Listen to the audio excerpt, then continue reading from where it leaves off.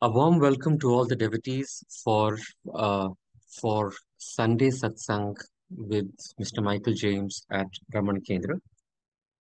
Uh, as we have all been attending his lectures over the last 3 years, this session is going to be on Āṉma Viddai, as he has been addressing us through this current year.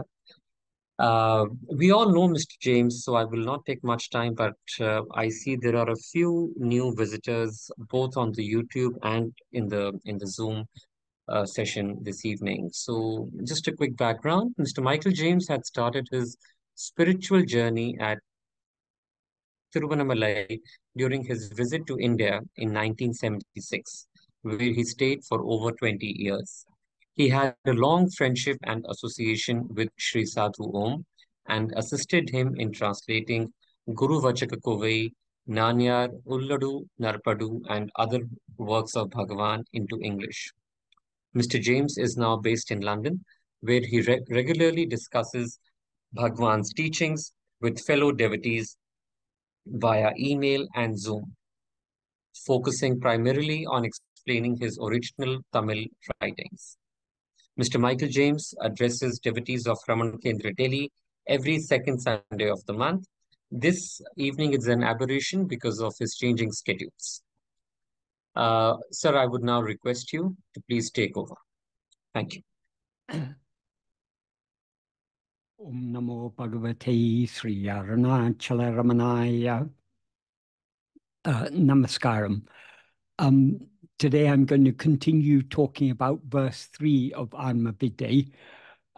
But before I start, just if anyone has any questions, if you're attending the Zoom meeting, you can write your questions in the chat and they'll be relayed to me. And if you're watching on YouTube, you can write in the live chat and they'll whatever questions you write will be relayed to me later on in the meeting. So last time I was talking about verse 3 of Āṉma Viddai, but just to pick up from where I left off, I'll first read the meaning of this verse. That is, what Bhagavan says in this verse is, without knowing oneself, if one knows whatever else, so what? Or well, the word he uses is just what, but it implies so what, or what's the use of knowing anything else without knowing oneself. And then he goes on to say, if one has known oneself, then what else exists to know? That's a rhetorical question, but implies that if we know ourselves, there's nothing else for us to know. And then he goes on to say, when one knows in oneself, that self, which is the light without separation in separate sentient beings, within oneself, the shining of oneself alone will flash forth. This is the shining forth of grace, the annihilation of ego, the blossoming of happiness. Therefore, are extremely easy is Āṉma Viddai. So that's the meaning of the verse. Till now I've been explaining about these first two sentences. Without knowing oneself, if one knows whatever else, so what? If one has known oneself, then what exists to know? In order to explain this, I was discussing some verses of Ulladu, that is verses 9, 10, 11, and 12 so far I've discussed. I've also discussed verse 27 of Upadesha, because all these verses are relevant. So last time I was talking about in verse 12 of Ulladu, Bhagavan says wait a second, I'll just get the verse. What he says in verse 12 is, what is devoid of knowledge and ignorance is actually knowledge. That which knows is not real knowledge. Since one shines without another for knowing or for causing to know, oneself is knowledge. One is not a void, no. So what he's saying here is, but true knowledge or true real awareness is devoid of knowledge and ignorance about anything other than oneself. That's the implication. And that which knows it, when he says that which knows is not real knowledge, he means that which knows in this context means ego. That which, because ego is what knows anything other than itself. And then he says, since it shines, or since one shines, without another for knowing or for causing to know. What he means here is, since our real nature shines without anything other than itself for it to know or for it to cause to know, oneself, he says, taṉṇai, oneself is knowledge. In other words, what we alone are the real knowledge of the real awareness. And then he says, paranju, not a void. So he's saying that our real nature, though it's devoid of knowledge and ignorance about anything other than oneself, it's not a void. So I'd explained up to this far last time. So it's from this point that I'll continue. Having discussed verse 12 of Ulutunapadu, I then begin to discuss, and I'll now begin to discuss verse 13 of Ulutunapadu. To emphasize the fact that nothing other than oneself exists, so there's nothing of which we could ever be empty. That is, void means what is empty. We can be empty only if there's something of which we are of which we are empty. But since nothing other than ourself exists, there's nothing of which we could ever be empty. That's the idea. So to emphasize this, he begins the next verse, namely verse 13 of Ulutunapadu, by saying ஞானமாம் taṉṇai. Oneself who is jnana alone is real. Jnana in this context means pure awareness. So we ourselves are pure awareness, and that alone is what is real. That is the idea. What he says in this verse 13 is ஞானமாம் taṉṇai. Oneself who is awareness alone is real. Nānāvam jnanam ajñānamam. Awareness that is manifold is ignorance. Hoyam ajñāname, jnanamam taṉṇai andri indru. Even ignorance, which is unreal, does not exist except as oneself who is awareness. And then to illustrate this, he gives an analogy. Anigal tam palavam poi. All the many ornaments are unreal. Mayam ponne andri undo. Do they exist except as gold, which is real? Puha say.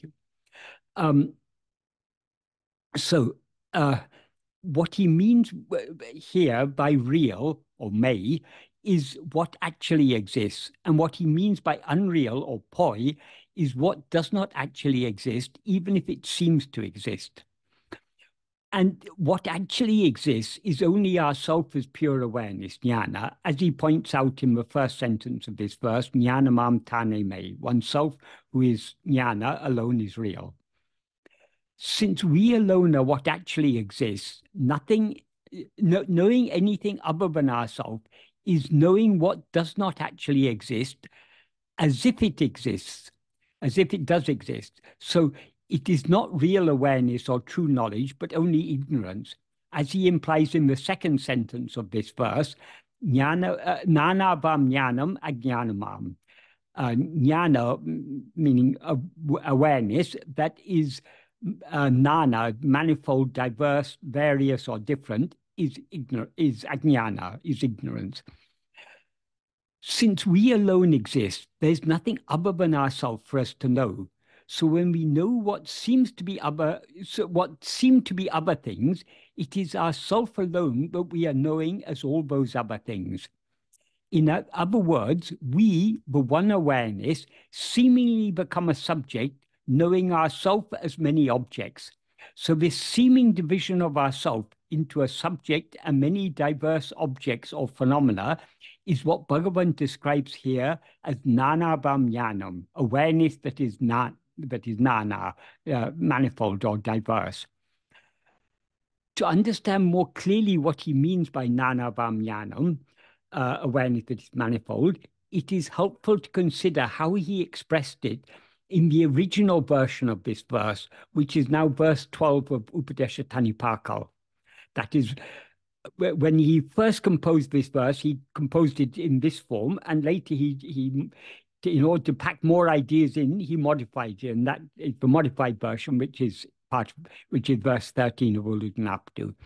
So in the original version, what he said is, Jnanam andre unmai, awareness alone is real. Nana vai kankindra jnanam andri indru ajnanam tan jnanamam taṉṉai andri indru. That means ignorance, which does not exist except as awareness but sees as many, itself does not exist except as oneself, who is awareness.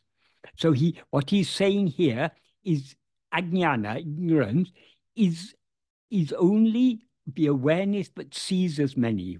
What's he mean by saying the awareness but sees as many? That is, what actually exists is only one, namely ourself. When we see many things, we are seeing ourselves as those many things. So that's what he means by nana vai kankindra jnanam, the jnana but sees as many.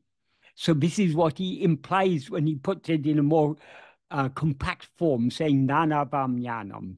And that ṇāṇabhamyanam is ajnana, that is ignorance. So knowing many things is ignorance. Because what we are knowing as many things is only the one thing that alone actually exists, namely ourself. So we ourselves are seeing ourselves as all this multiplicity. That is ignorance. But that ignorance does not exist except, what the underlying reality of that ignorance is the one real knowledge or awareness, which is ourself. That is, without real awareness, there could not be the false awareness, but sees as many. So the reality of this false awareness that sees as many, namely ego, is the one real awareness, which is the pure awareness I am, Satchit. He gives the same analogy. The second two lines of a verse, last two lines of a verse are not any different. All the many ornaments are unreal. Do they exist except as gold, which is real? Say. That is just like what he's emphasizing by this analogy is what is real is the substance. In the case of gold and ornaments, gold is the substance, so that is real. The ornaments are unreal because the same piece of gold, today it may be a bangle, tomorrow it may be made into a ring or a necklace or something else. So the forms are unreal, the substance is real. In the case of that's the analogy, but in the case of what it's analogous to, what is real is only the one pure awareness I am, which is what we actually are. When we see that one awareness as all this multiplicity is analogous to the ornaments.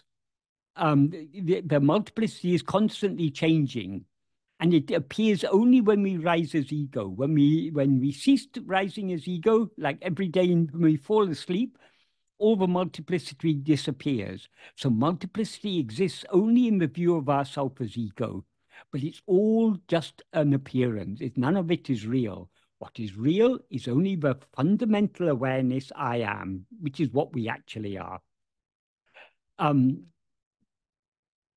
What he implies by saying nana vai kankindra jnanam andri indru ajnanam, ajnana, which does not exist except as jnana that sees as many, in other words, except as awareness that sees as many, is that ajnana is nothing other than ego, which is the awareness that sees the one as many. That is, since what actually exists is only one, namely our self as pure awareness, knowing, seeing, or being aware of this one as if it were many things is ignorance. In other words, knowing ourself for one indivisible and immutable pure awareness, which alone is real, as a subject knowing diverse objects or phenomena, is the primal ignorance, mula avidya, which is the root of all other forms of ignorance. So this is what he implies in verse 13 of Ulladu by saying, Nana bam jnanam ajnanamam. Awareness that is manifold is ignorance. Therefore, awareness of multiplicity, which means awareness of anything other than ourself, is not real awareness, but just ignorance. Though such ignorance does not actually exist, it seems to exist. So what is it that seems to be this ignorance? It cannot be anything other than ourself as pure awareness, because nothing else actually exists. As he implies in the third sentence of this verse, poyam ajnaname jnanamam taṉṉai andri indru. Even ignorance, which is unreal, does not exist except as oneself, who is jnana, who is pure awareness. To explain this, he gives an analogy. Anigal tam palabum poi, meyam ponne andri undo. All the many ornaments are unreal. Do they exist except as gold, which is real? The reason he says that ornaments are unreal is because they have no existence of their own, since they borrow their semi-existence from the relatively more real existence of gold. In other words, their existence is entirely dependent on the existence of the gold of which they are made. Without the gold, they would not exist. As he implies by asking rhetorically, Mayam ponne andri undo, do they exist except as gold, which is real? This is the case with all forms, because no form can exist independent of the substance of which it is made. So all forms are unreal. Since all forms exist only in the view of ourself as ego, they are all just mental fabrications. So the substance of which they are all made is mind. The mind consists of two elements, namely the subject and all objects. The subject is ego, the thought called I, whereas objects are all the other thoughts that constitute the mind. Since all other thoughts are known only by ego, they could not exist independent of ego. So what the mind essentially is only only ego, as Bhagavan points out in verse 18 of Upadesha Undiyya. What he says in verse 18 of Upadesha Undiyya is, Enangale manam, thoughts alone are mind. Yavinam nanenum enname mulamam. Of all, the thought called I alone is the root. Of all means of all thoughts. Yanam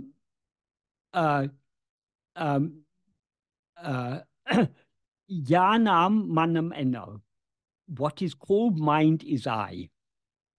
That is, when we talk about mind, we often use the term mind as a collective name for all thoughts. So the mind is nothing but thoughts. But of all the thoughts, the thought called I, namely ego, alone is the root. Why is that? Because all other thoughts exist only in the view of ego. So without ego, no other thought could exist. So ego, the thought called I, is the root of all other thoughts. Therefore, what the mind essentially is just I, namely ego, or the thought called I. Therefore, since all forms are just thoughts, in the sense that they are just mental impressions, their substance is mind. And the substance of mind is ego. So ego is ultimately the one substance of which all forms are made. As Bhagavan implies when he says, Ahandeye yabamam, ego itself is everything, in the third sentence of verse 26 of Ulladu. What he says in verse 26 of Ulladu is, Ahandayundayin anatumundahum. If ego comes into existence, everything comes into existence.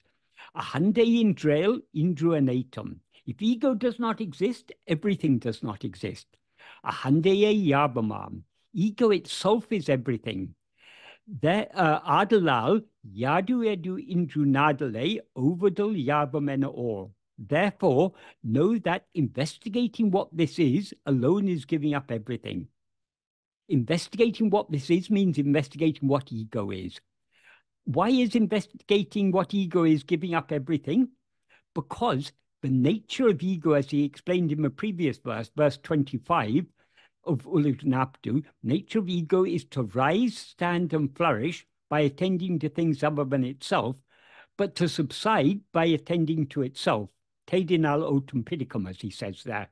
So if we investigate ego, ego will subside and dissolve back into its source. And since everything else depends for its semi-existence upon the semi-existence of ourself as ego, when ego dissolves, everything else dissolves along with it. Therefore, investigating what this ego is giving up everything. Therefore, what this implies is, that is what this song, Āṉma Viddai, is all about. It's expressed in the Pallavi. Aiyē ati solapum. Āṉma Viddai, aiyē ati solapum. Extremely easy. Extremely easy is Atma-vichara. Atma-vichara means knowing oneself. But to us, it seems that knowing ourselves is very difficult, because when we try to turn our attention within to investigate ourselves, our attention keeps on coming outwards. So it seems to us very difficult. But the reason it seems to be difficult is only because we are not yet willing to give up everything. And when we try to turn within, we ourselves choose to jump outwards and go after other things under the sway of our vasanas. Why do we allow ourselves to be swayed by our vasanas? Because we want to be swayed by our vasanas, because we don't want to, we are not yet willing to give up everything. Only when we are willing to give up everything will we be able to go sufficiently deep in this practice of self-investigation to eradicate ego. This is why Bhagavan often said, Bhakti is the mother of jnana. Without all-consuming love to know and to be what we actually are, we cannot know ourselves as we actually are. In this verse, he says, ego itself is everything. But what is ego? As he says in the previous verse, verse 25 of Ulladu, it is just uruvatrape, a formless demon, phantom, or evil spirit. It is formless because it has no form of its own, so it cannot come into existence without grasping a body, in the sense of a form consisting of 5 sheaths, namely a physical body, life, mind, intellect, and will, as if it were itself. And it is a phantom because it has no substance of its own, because it could not seem to exist without borrowing its substance, namely its existence and its awareness, from the one real substance, vastu or porul, namely pure existence awareness, satchit, which is ourself as we actually are. Since ego is what he refers to as nanabhamyanam, awareness that is manifold, in the second sentence of verse 13 of Ulladu, it is also what he refers to as ajnanam in the third sentence. Hoyam ajnaname jnanamam taṉṉai andri indru. Even ignorance, which is unreal, does not exist except as oneself, which is jnana. Therefore, what he implies in this sentence is that just as gold ornaments do not exist except as gold, their substance, ego, which is unreal, does not exist, ego, which is unreal, being just a false awareness that sees the one real substance as many names and forms, does not exist except as our real nature, its substance, which is the one real awareness called satchit, which is what exists and shines as our fundamental awareness of our own existence, I am.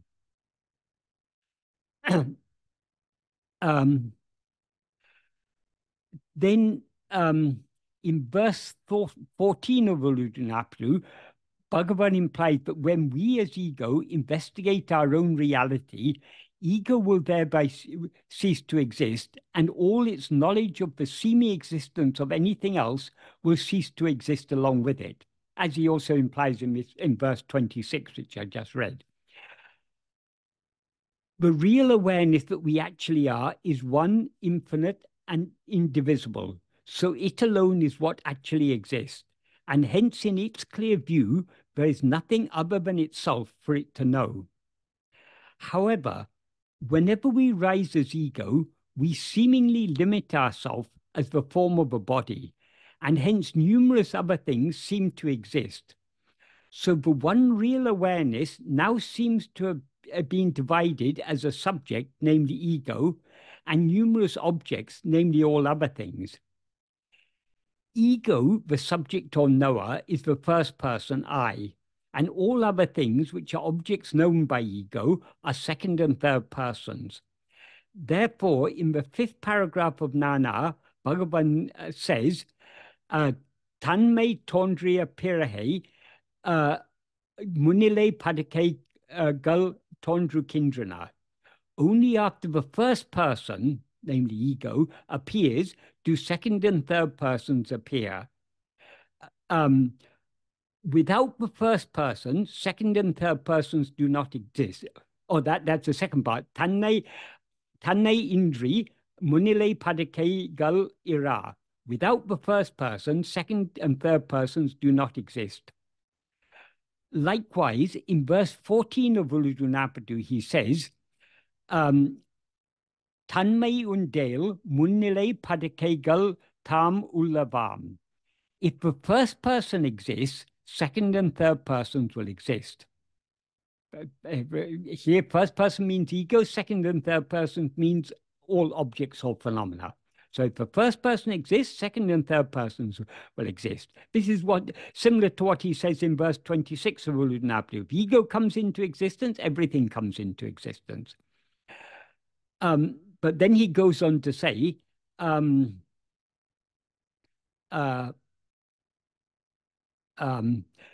taṉṇaiயின் உண்மையை தான் ஆய்ந்து தன்மை அறின் முன்னிலை படைக்கைகள் முடிவுற்று ஒன்றாய் ஒளிரும் தன்மையை தான் நிலைமை தான். What that means is, if one's self-investigating the reality of the first person ceases to exist. What that implies is, if the first person ceases to exist by oneself investigating the reality of the first person, second and third persons coming to an end. In other words, second and third persons will come to an end, and the nature that shines as one alone is oneself, the state of oneself.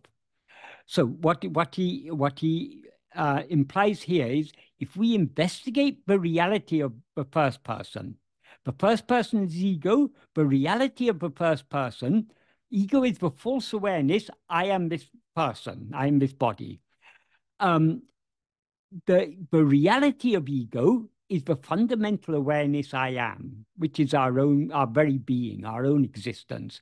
So if we investigate this fundamental awareness I am, which is our very existence, the first person will cease to exist. And when the first person ceases to exist, second and third persons will also come to an end. Why? Because the first person is the subject. The second and third persons are objects that appear in the view of the subject. So without the subject, the objects cannot exist.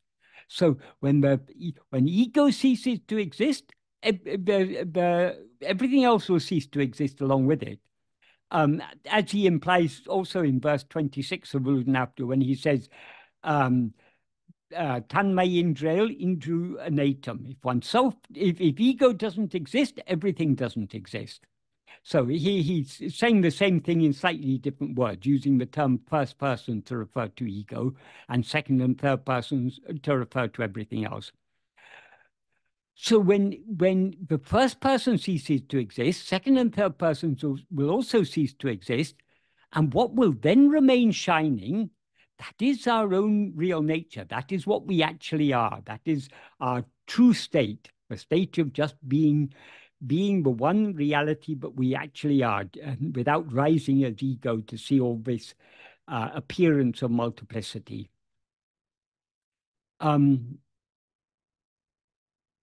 Taṉṉai, the first person, is ego, which is what is always aware of itself as I am this body. So it is a false awareness of ourself. Whereas taṉṉai in uṉmai, the reality of the first person, is the real awareness I am, bereft of all adjuncts, such as this body. This real awareness I am is what exists and shines as our own existence in all our three states, waking, dream, and sleep. But whereas it exists and shines alone in sleep, in waking and dream, it seems, in the view of ourself as ego, to be mixed and conflated with adjuncts as I am this body. However, even when we rise and stand as ego, the first person, and are consequently aware of ourselves as I am this body, we do not cease to be aware I am. So this fundamental and ever-existing awareness I am alone is the reality of ego, the unreal first person or subject. Since second and third persons seem to exist only in the view of ourself as this first person, so long as we continue to attend to and know any second or third person, namely anything other than ourself, we are thereby nourishing and sustaining the seeming existence of ourself as ego, and consequently the seeming existence of all other things, as Bhagavan implies in the first sentence of this verse. Taṉṉai undale munile padikegal tam ulavam. If the first person exists, second and third persons will exist.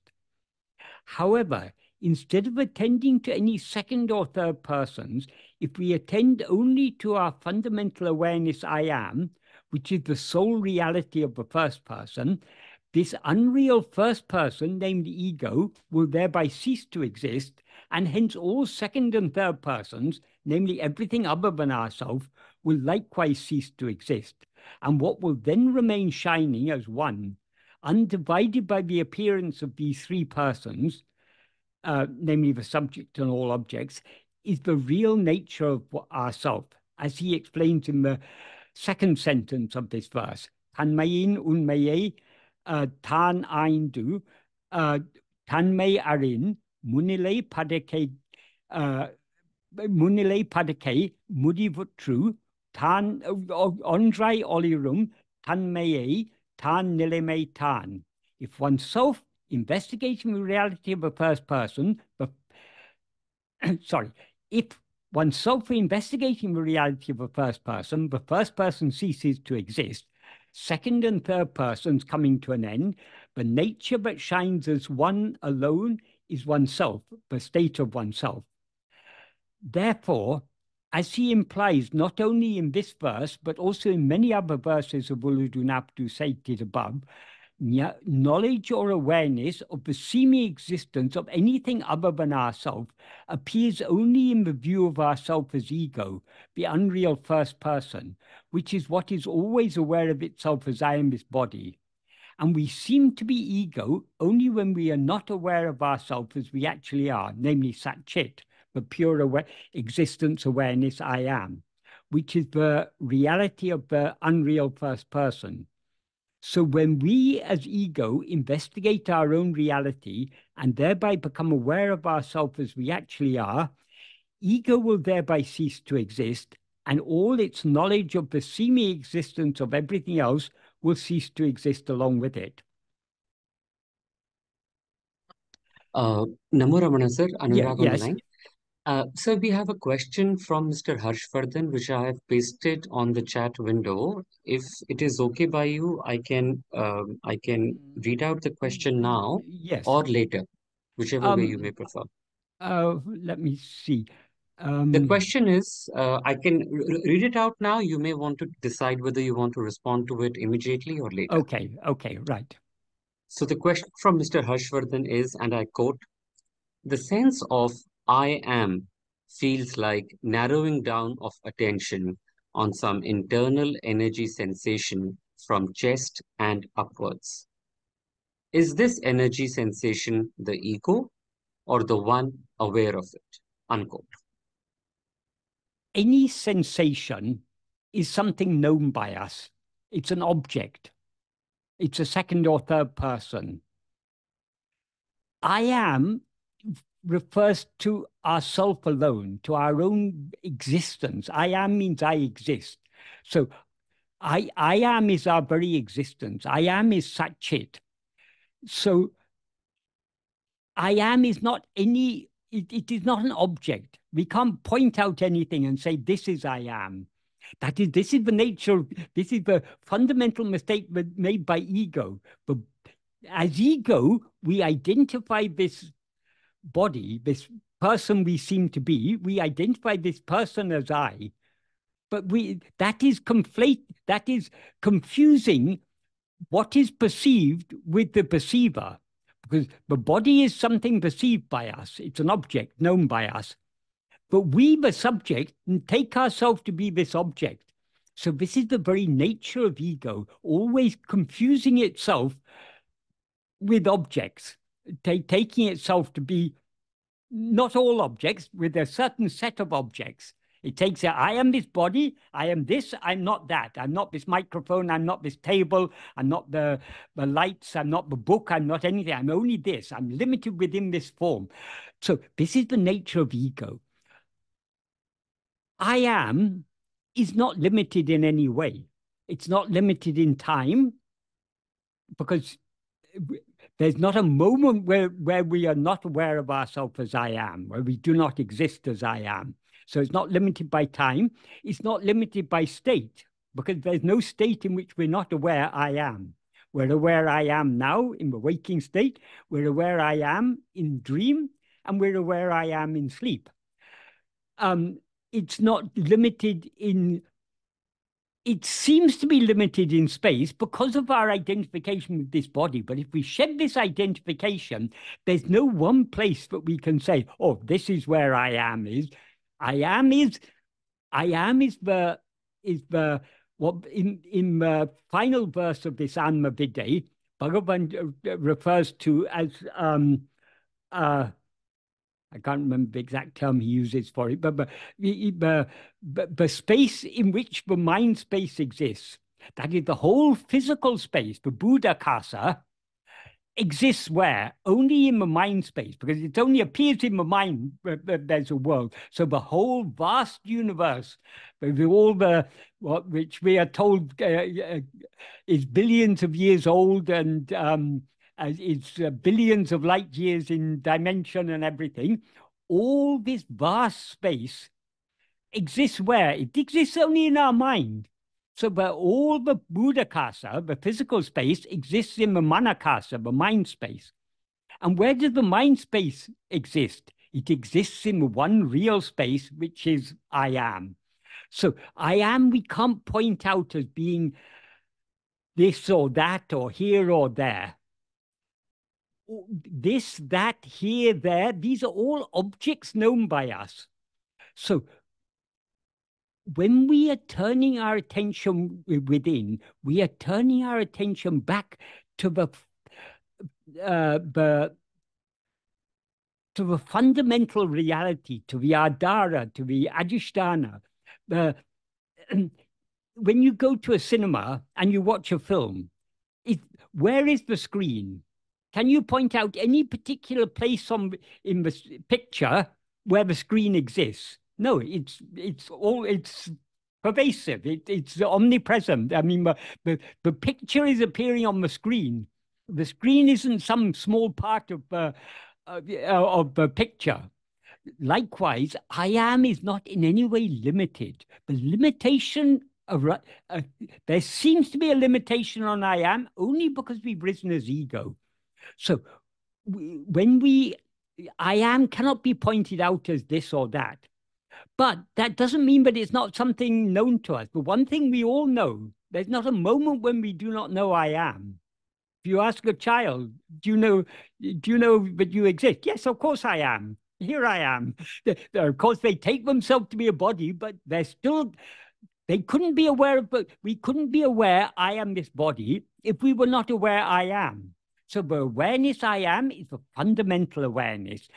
The false awareness I am this body is superimposed on that. So the first superimposition on the one real awareness I am, the first superimposition is ego. The false awareness I am this body. And only in the view of ego, all other things appear. So all the awareness of other things, they are secondary superimpositions. So the first superimposition is ego, the first person. All the second and third persons, all other things are a secondary superimposition. But what are they superimposed on? The one real awareness I am. So that one real awareness I am, that alone is what is real. That alone is what we actually are. So that is what we need to hold on to. For many of us, when we begin trying to investigate ourselves, because we are so used to attending to objects, when we are told to investigate I am, we start looking for an object. But obviously, I am can never be an object. I am is not even the subject. I am is the reality of the subject. The subject is ego. The adjunct conflated awareness, I am this body. The reality of ego, what Bhagavan refers to in that verse 14 as taṉṇai uṇmaye, the reality of the first person, that is I am. That's a fundamental awareness. So I am, that is Satchit. That is Brahman. So, I mean, that is God, Brahman, whatever you want to call it. But that is what is fundamental. Without I am, we couldn't be aware of ourselves as I am this person. And without being aware of ourselves as I am this person, we're never aware of anything else. So what is fundamental is I am. So we need to think very deeply about what Bhagavan has taught us. Only if we understand what he's talking about clearly, will it be clear what it is we have to investigate. We're not investigating any object.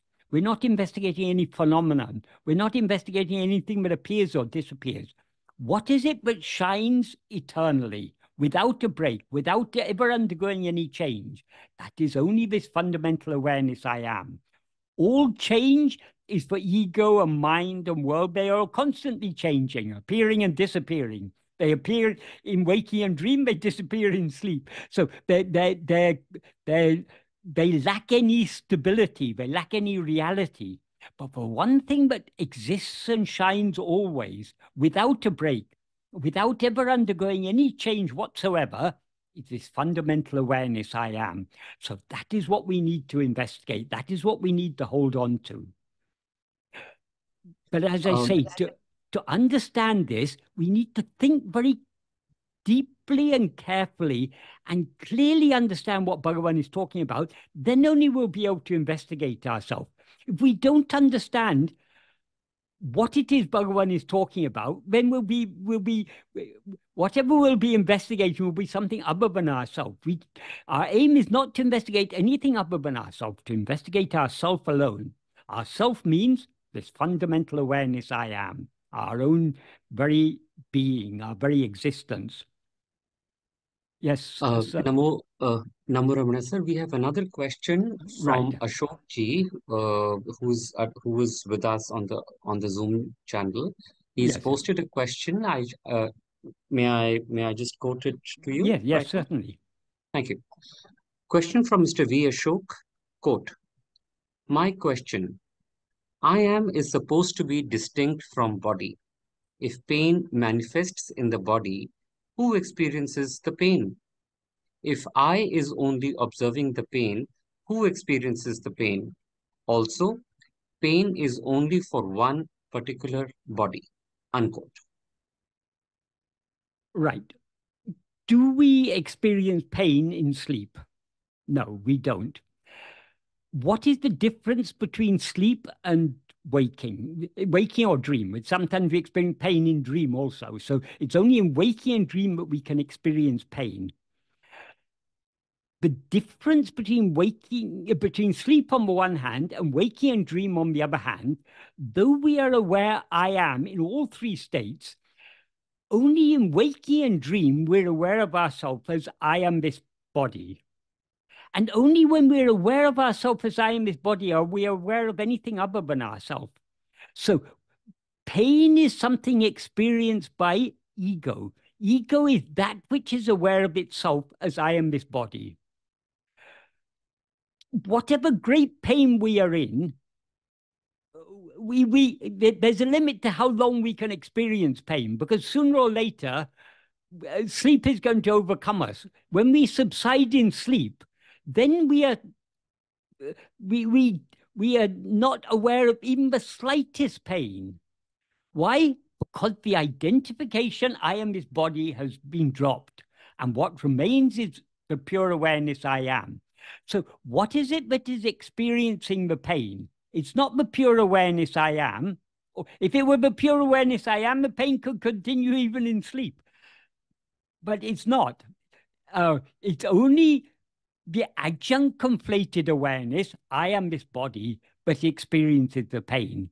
In other words, it's only our self as ego that experiences the pain. That's why Bhagavan says, only if the first person exists will the second and third persons exist. The second and third person means all objects, all phenomena. So the pain is included among the second and third persons. The pain is, it's a second person. It's something that is immediately experienced by us. If I tell you I'm in pain, the pain I'm experiencing is for you a third person, because it's not something you're directly experiencing. It's something that you're informed about. But the pain you experience is a second person. It's something it's an immediate part of your experience. But it's only when you rise as ego, the first person, that you experience that pain. So the experiencer of phenomena of any kind whatsoever, whether pain or pleasure or anything whatsoever, it's only ourself as ego.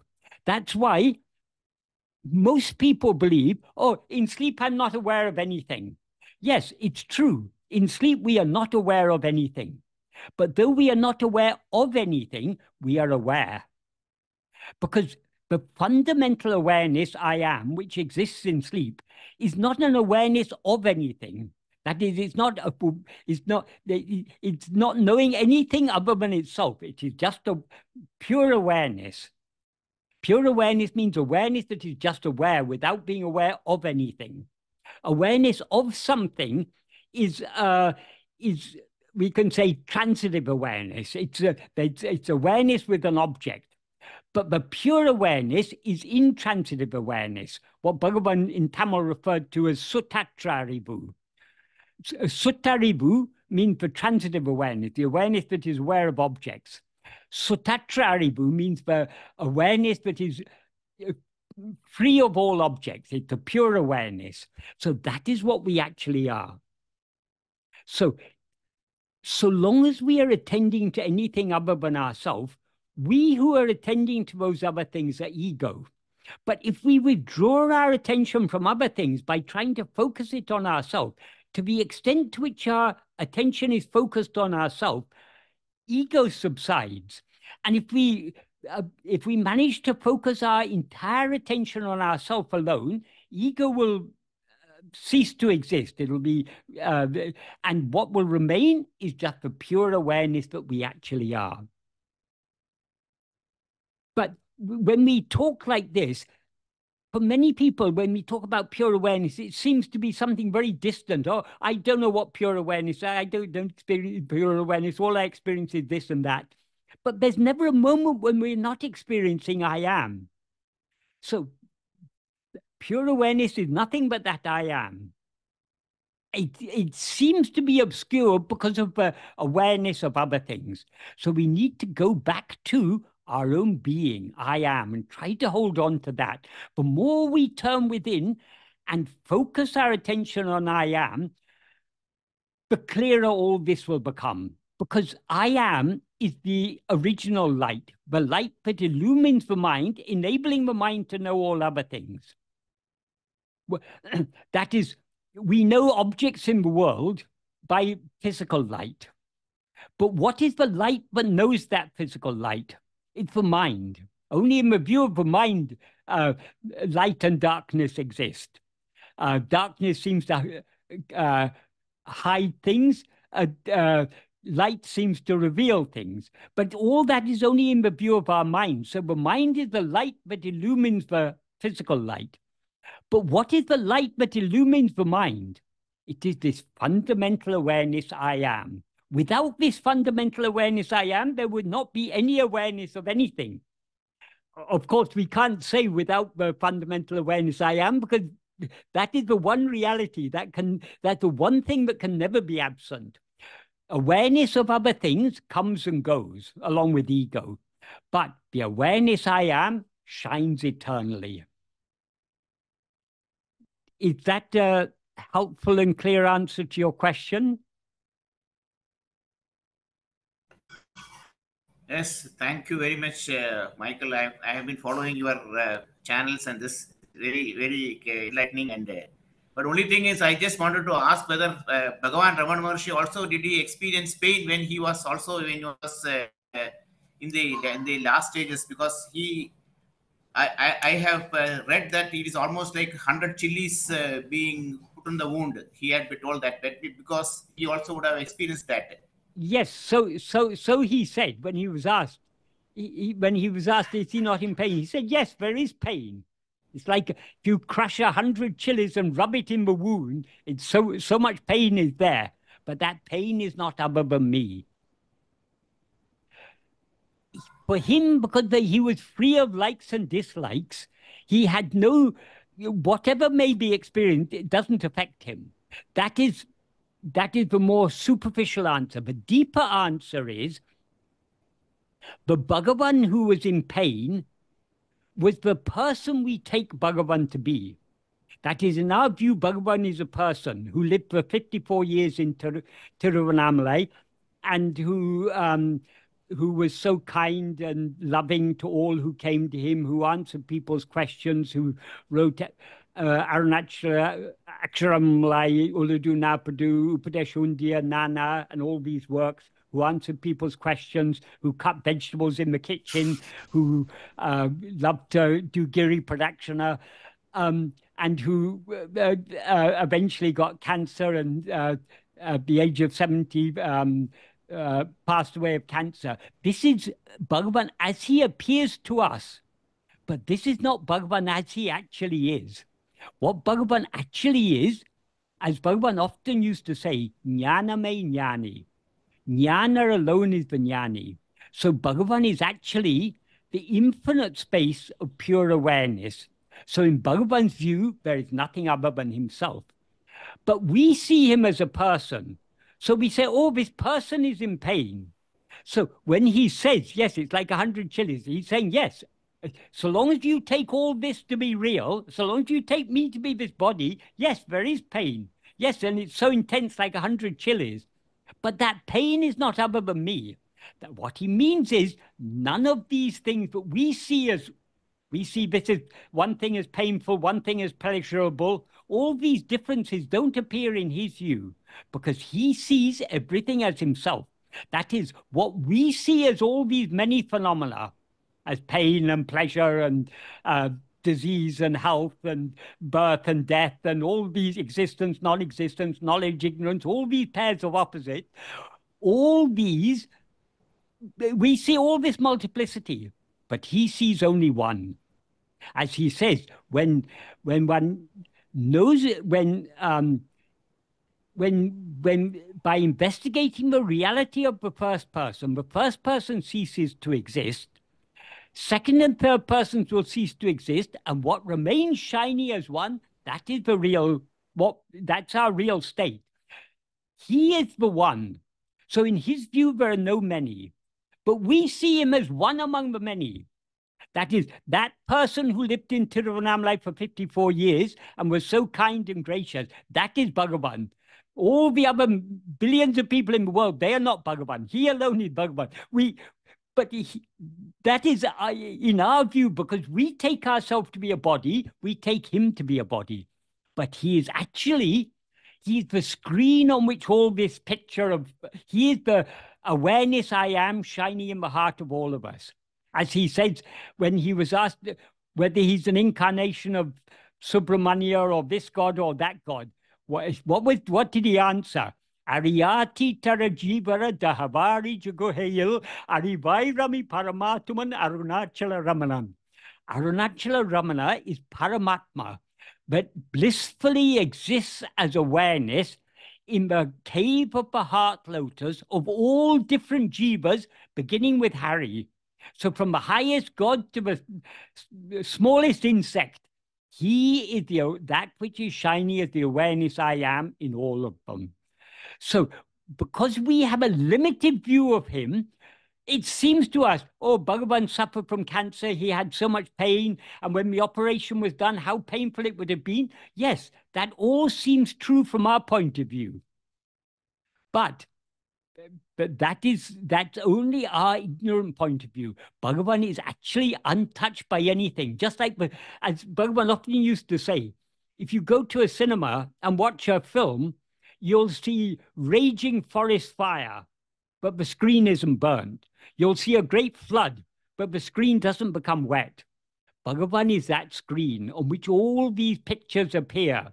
He is ever unaffected by anything, because he is the one in whose view only one exists. We see the one as many, and so we have all these. It seems to us Bhagavan was in pain. Namo Ramana sir, Anurag once again on the line. Sir, I'm conscious of time. We have about 10 odd minutes left, and we have two questions. I would leave it for you how you may want to answer. Let's answer the questions. I can continue with the explanation of this verse next time. Sure. So the first question is from Miss Maria Gabriela Bottiglieri, and her question is, I quote, if the I subsides and there is no subject and object, what is left? It is emptiness or nothingness. What is on the other side? Unquote. The second question I can read out to you after this is from Mr. Louis Amaral. Yes. Should I answer the first question first? Sure. When Bhagavan has explained it beautifully in the verse 40 of Ulludunapduanabandam.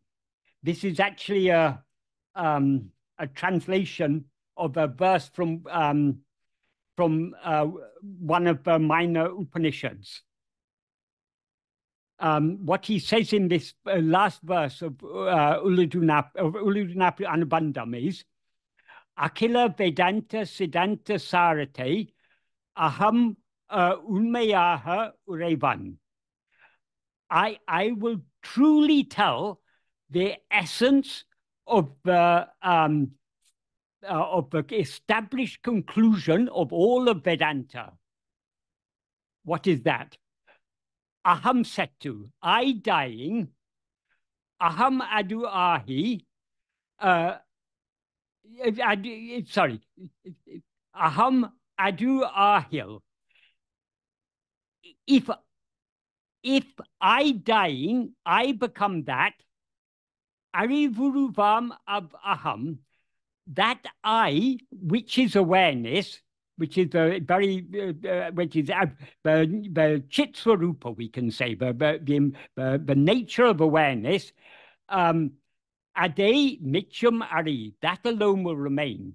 So what he's saying here, what remains when I dies? I alone. This may seem to be a contradiction if we don't understand what is meant. The I that is to die is ego. Ego is the adjunct conflated. It is I mixed and conflated with adjuncts. Actually, there are not two I's. Ego and our real nature are not two different I's. Just like the snake and the rope are not two different things. But there's only one thing there. What actually is there is only a rope, but it seems to be a snake.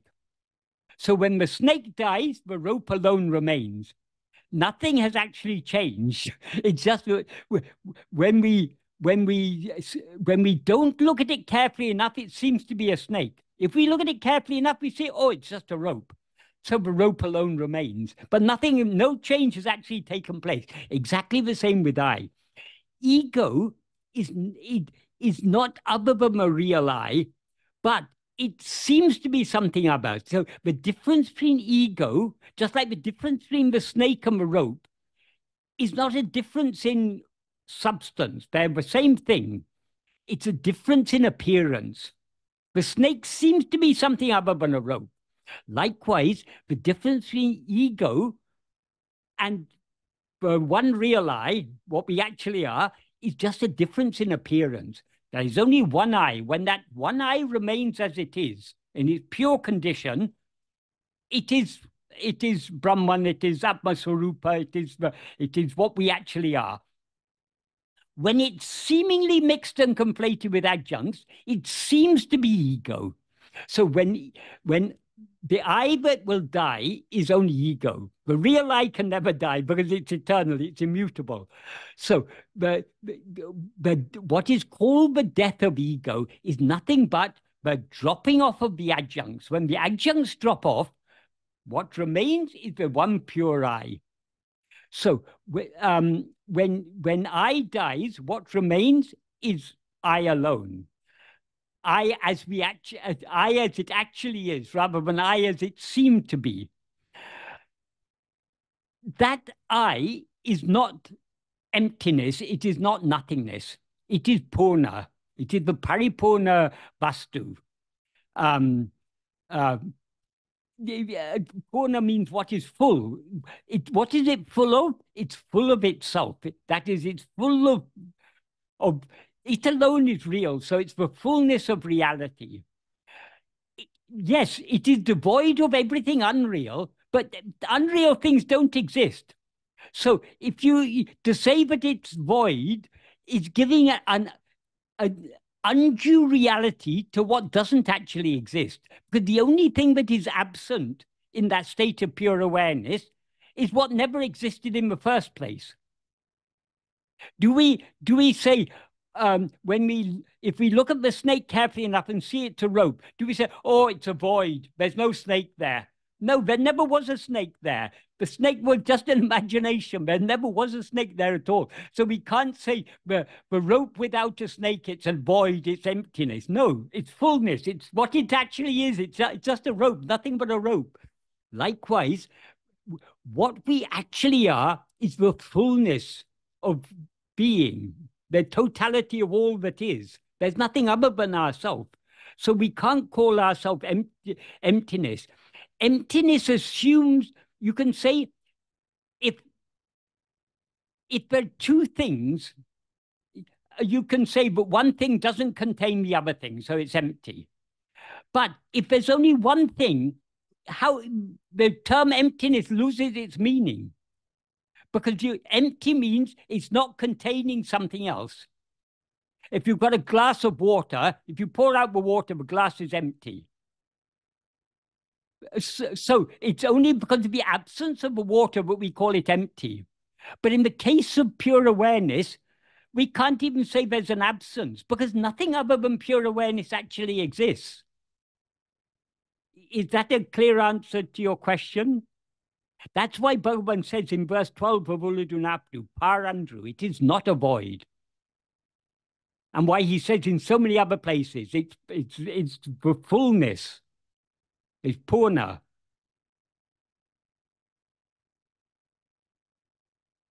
So she has not yet responded. Okay. I'm assuming once she does, Yes. It would be in the affirmative, and I shall let you know. Right. I think this can be the last question, sir, coming in from Mr. Louis Amaral. And the question is, I quote, I would like if James can explain this Sri Ramana Maharishi sentence. Whatever is destined not to happen will not happen, try as you may. Whatever is destined to happen will happen, do what you may to prevent it. This is certain.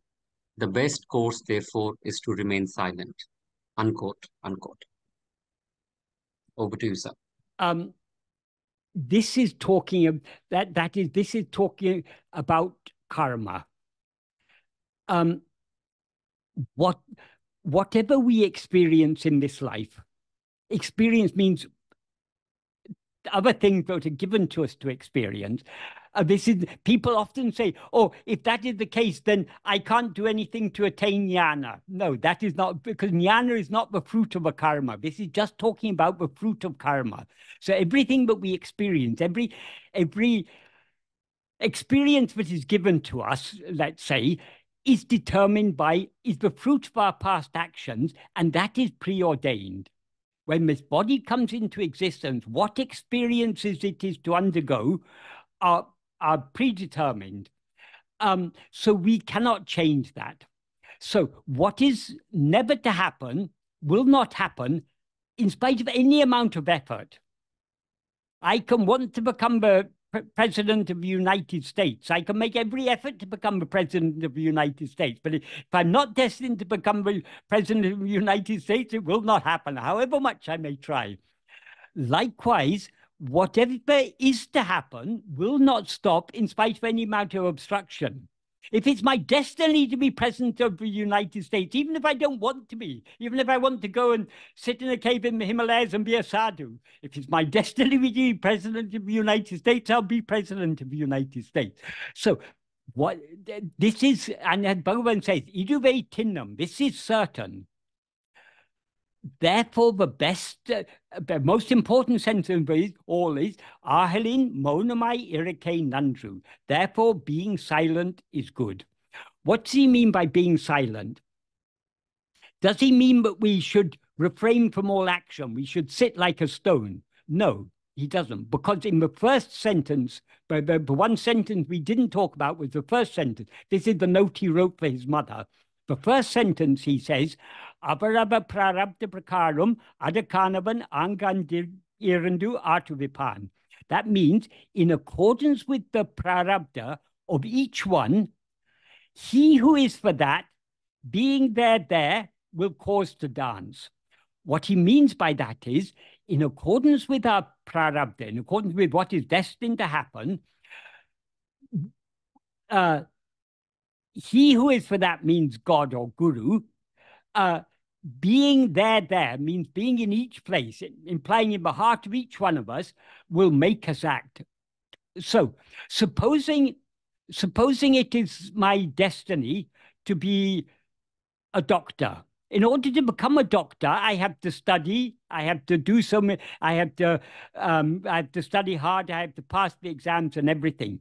Because it's my destiny to be a doctor, I will be made to do all those actions. So whatever actions are necessary for us to do, when he says in accordance with prarabdha prakaram, what he means by in accordance with, in order for the destiny to unfold, certain actions on our part are necessary. If it's your destiny to have food today, you have to eat that food. You can't without the effort you make to put the food in your mouth is an effort you're made to make by destiny, because you're destined to experience that food. So it doesn't mean that when he says being silent is good, he doesn't mean that we should refrain from all action. However, that first sentence is often misunderstood by people, because when he says in accordance with prarabdha, he who is for that being there will make us act. Many people say, oh, whatever I do, it's according to destiny. That is a wrong understanding. Because if everything we do is according to destiny, then the whole law of karma becomes meaningless. Because the law of karma is there are three karmas: agamya, sanchita, and prarabdha. Agamya are the actions we do under the sway of our will, our own will. In other words, the actions we do under the sway of our vasanas, the actions we do by mind, speech, and body under the sway of our vasanas, those are agamya. Agamya bear fruit. The fruit of the agamya is stored in sanchita. Sanchita simply means a heap or pile. So that's the store of the fruits of our past karmas that we haven't yet experienced. And from that store, in each life, God selects which fruit we are to experience as prarabdha. So the prarabdha that we are now experiencing is the fruit of actions that we've done under the sway of our own vasanas in the past. So when Bhagavan says that God will make us act in accordance with prarabdha, he doesn't mean that all our actions are in accordance with prarabdha. Because if all our actions were in accordance with prarabdha, then the next two sentences would be meaningless, because he says, what is never to happen will not happen in spite of any amount of effort. That implies we are free to want things, but that is, destiny determines what we are to experience. Our will determines what we want to experience and what we try to experience. So it may be my destiny never to be president of the United States. That doesn't stop me wanting to be president of the United States. That doesn't stop me trying to be president of the United States. But it does stop me being president of the United States. So I can want to be president of the United States as much as I want. I can try for it as much as I want, but I cannot experience it because it's not going to happen. Likewise, when he says what is going to happen will not stop in spite of any amount of obstacle. If it's my destiny to be to live in poverty all my life, I can try as much as I want to become rich. I can try every way, by hook or crook or all sorts of dishonest means or honest means or whatever. I can try to become rich. However much I try, my destiny is to be poor. So however much I want to be rich, however much I try to be rich, I am never going to be rich, because it is not destined to happen. So when Bhagavan says being silent is good, what he means is not that the body, speech, and mind should remain like a stone without doing any action. What he means is we should not do any action under the sway of our vasanas. How can we avoid acting under the sway of our vasanas? Only by subsiding, only by ceasing to rise as ego. As soon as we rise as ego, our attention goes outwards under the sway of our Vishaya vasanas, and all mental activity of speech, and activity of body, all ensue from our rising as ego. So what he means by monamai irake nandru, being silent is good, is not rising as ego. If we don't rise as ego, then whatever actions the body, speech, and mind need to do in accordance with destiny will be made to do. But we are not the doer of it, because we are subsided. So being silent is good means don't rise as ego. How to avoid rising as ego? Only by holding on to our own being. To the extent to which we hold on to I am, our being, we thereby subside and remain as we actually are.